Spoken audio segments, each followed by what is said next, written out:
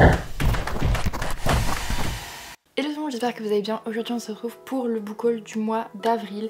J'ai totalement craqué niveau livre papier, donc je propose qu'on commence tout de suite avec les livres papier parce que vous pouvez voir que mon étagère ici est complètement vide puisque c'est une étagère d'exposition pour 3 livres et du coup je vais vous les montrer tout de suite. Donc tout d'abord je me suis pris le tarot pas à pas, donc c'est une box où dedans on a un livre de presque 500 pages pour expliquer le tarot, l'utilisation du tarot, tout ça. Que j'ai très brièvement feuilleté et post-ité pour les éléments importants. Avec dedans un paquet de 78 cartes.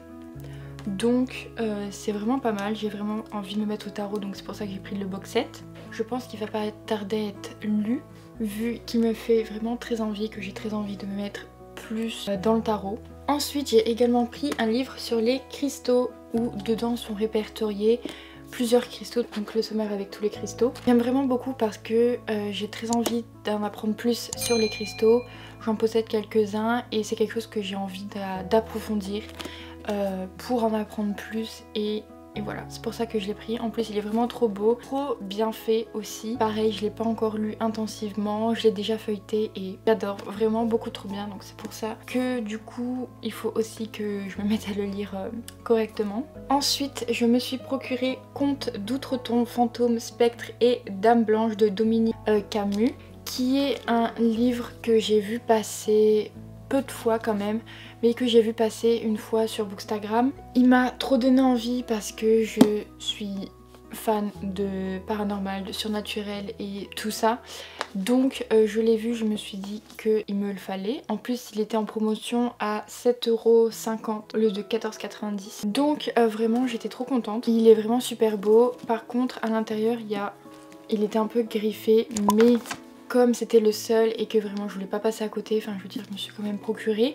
Et puis je rafistolerai je pense le bouquin. Pareil, pas encore lu mais je pense que ça ne va pas tarder vu que j'ai trop envie de le lire. Donc ça y est, on s'est occupé de cette étagère. Passons donc au reste des livres papier qui ne sont que des livres en VO. J'ai totalement craqué à la librairie de livres en anglais parce que je voulais me faire une relecture du Grishaverse suite à la sortie de Shadow and Bone sur Netflix. J'avais déjà lu les 3 tomes de Grisha que j'avais lu en français et que là je voulais relire en anglais. Donc je me suis rendue à la librairie pour me prendre ces 3 livres. Voici donc Shadow and Bone de Laïs Bardugo en anglais. Il est vraiment magnifique. Je sais pas si vous pouvez vous rendre compte de tous les effets de texture qu'il y a sur la couverture. Oui, il y a le petit, la petite pastille Netflix, mais je vais vous dire que ça m'importe peu parce que dans ces éditions avec la petite étiquette Netflix, on a du contenu exclusif à la fin de chaque livre. Donc là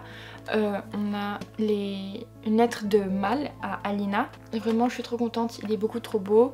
C'est ma lecture en cours parce que je voulais absolument le relire. Il est arrivé, je l'ai directement lu. Ensuite j'ai donc pris le tome 2 qui est encore une fois magnifique. Vraiment je voulais vraiment trop ces éditions pour le tome 1 de Grisha parce que je sais qu'il y a des rééditions qui ont été faites avec la couverture Netflix et je n'aime pas du tout cette couverture. Pastille Netflix encore une fois, à l'intérieur du contenu exclusif où on a une image de Nikolai et une Q&A de Laïs Bardugo. J'ai vraiment hâte de lire pour savoir de quoi ça parle tout ça. Vraiment j'adore ces éditions du coup là, pour avoir du contenu exclusif et avoir plein de bonus pour les fans du Grishaverse, ce qui est totalement mon cas. Terminons donc avec le 3e tome qui est encore une fois magnifique. Vraiment je suis éblouie par tant de beauté, ces livres ils sont vraiment trop beaux. Contenu exclusif, on a The Demon in the Wood qui est une histoire préquelle au Darkling et on a une autre Question and Answer. Vraiment ils sont magnifiques, j'ai qu'une hâte, c'est de continuer ma relecture du Grishaverse parce que c'est une pépite. Donc comme je vous ai dit, j'étais à la librairie pour prendre tous les livres du Grishaverse que je trouvais et je suis donc tombée sur King of Scars de Laïs Bardugo. Je veux tous ces livres du Grishaverse dans ma bibliothèque, donc c'est pour ça que je me les procure dès que je les vois. Ce livre je ne l'ai pas encore lu, je pense le lire une fois que j'aurai fini de lire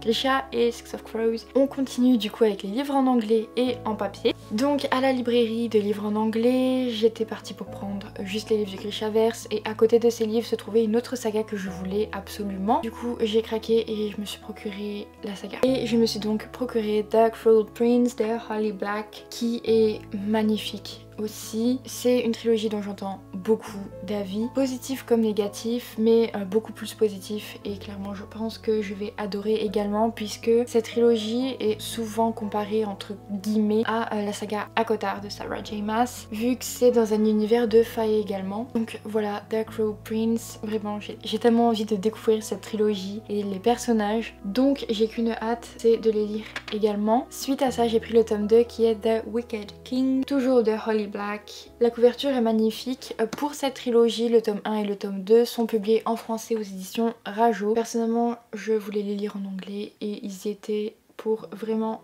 pas cher. Pour finir, nous avons The Queen of Nothing. Et mon dieu, ces couvertures sont beaucoup trop belles. Ça va être compliqué de me retenir de lire tous ces livres. Suite à tous ces achats, j'ai eu donc un livre gratuit à choisir parmi une sélection. J'ai donc pris Uglies de Scott Westerfeld. Donc il me semble que c'est une dystopie.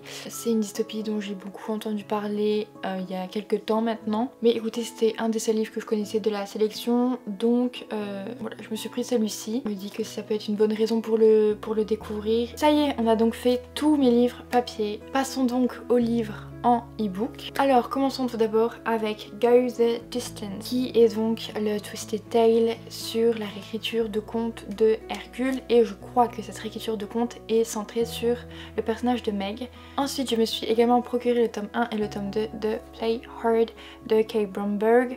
Donc c'est une romance avec un sport dedans. Je suis beaucoup moins fan de la romance, mais les romances sportives, j'adore ça, vraiment. Love Campus m'y a initié. Il me semble qu'il y aura 4 tomes vu que c'est 4 sœurs et qu'il y a un tome pour chaque sœur. Ensuite, je me suis également procuré L'encre du passé, le tome 2, puisque je m'étais procuré le tome 1 le mois passé. Et du coup là, je me suis pris le tome 2. C'est une romance MM, donc voilà pourquoi je l'ai prise. Je ne saurais pas trop quoi vous en dire encore une fois, mais voilà, ça me fait trop envie. Ensuite, je me suis procuré List Monsters, puisque j'avais le tome 1 et le tome 2 dans ma pile à lire depuis quelques temps maintenant, et que du coup, je continue la saga même si je ne l'ai pas lu. Ensuite, je me suis procuré Promis, on reste amis de Juliette Bon. Ce livre me fait trop envie. Celui-ci, je pense qu'il promet d'être pas mal drôle.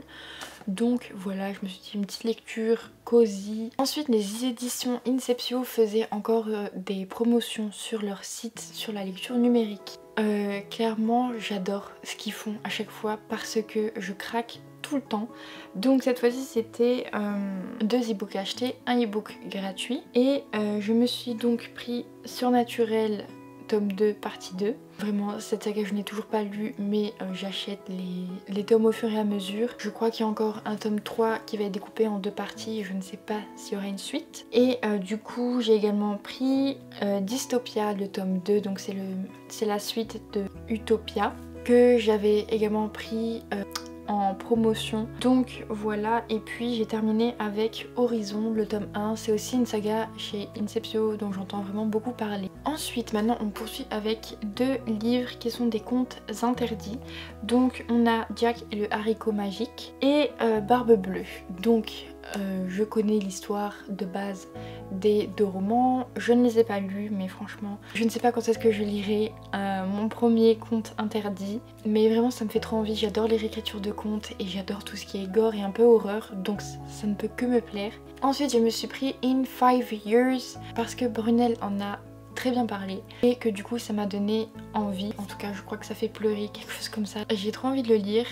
Dès que je me le suis acheté, je me suis dit ok, je vais genre le lire rapidement. Le temps est un peu passé, je ne l'ai pas lu directement et voilà, mon envie s'est un peu essoufflée parce que j'ai d'autres priorités comme les livres que je vous ai montrés, mais je sais qu'il sera lu et j'ai hâte de le lire. Ensuite j'ai donc pris L'île de Vincent Vimino, qui me faisait vraiment envie. Il me semble que ça va être une histoire de plusieurs jeunes qui vont être coincés sur une île. C'est tout ce que je peux en dire. Ça me fait trop envie, donc j'ai craqué. On poursuit avec Six Riders, le tome 2. C'est des romance biker et j'ai appris que je crois que le tome 1 était une réécriture de Hades. Je suis vraiment pas sûre, donc je sais pas si le tome 2 c'est avec le même personnage ou si c'est avec d'autres personnages. Ensuite le prochain livre c'est une sortie dont je ne pouvais pas passer à côté, c'est The Crown of the Gilded Bones de Jennifer L. Armentrout, et c'est donc le tome 3 de la saga From Blood and Ash.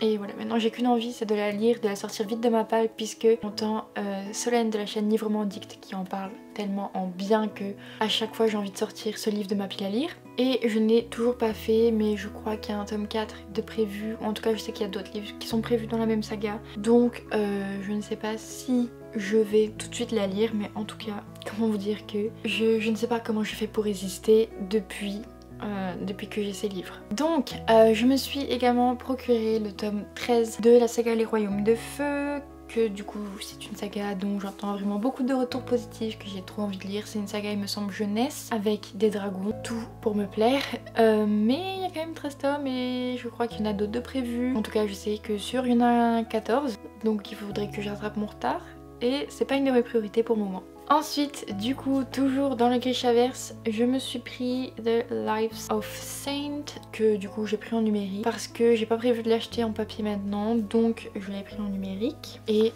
voilà, c'est la grande fan du Grishaverse de Laïs Bardugo en moi qui a totalement craqué, hein, parce que vraiment depuis que la série est sortie, je fangirl totalement sur le Grishaverse. Ensuite j'ai pris Le Craquant de la Nougatine de Laure Manel, il me semble.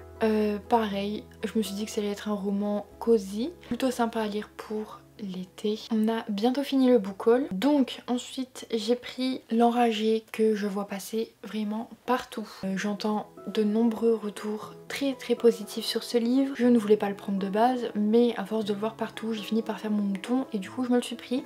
Je sais pas s'il y aura une suite de prévue ou quoi ou qu'est-ce, mais en tout cas je l'ai pris et je dois avouer qu'il me fait pas mal envie maintenant. Et j'ai envie de vous dire, comme la plupart des livres que j'achète, hein. Ensuite, bien entendu, je n'ai pas pu passer à côté de la sortie de Road Trip de Beth Allery, qui me fait trop envie. Déjà, l'auteur Beth Allery, je n'ai seulement lu la saga, j'ai seulement lu le livre Fletcher, et je sais qu'il y a d'autres livres d'elle. J'ai également The Switch dans ma pile à lire, et j'ai trop envie d'en lire plus. Et pour finir, je me suis pris The Ravens de Cass Morgan. The Ravens, je le vois passer souvent depuis quelques temps maintenant, et je sais pas pourquoi, je pensais que c'était plutôt quelque chose comme un thriller et j'avais pas spécialement fait attention. Puis en fait j'ai découvert que c'était une histoire de sorcière ou quelque chose d'un coven caché dans une sororité ou quelque chose comme ça. Donc clairement il m'en a fallu très peu pour ensuite m'être décidée à l'acheter. Et du coup maintenant ça m'a trop donné envie de le lire.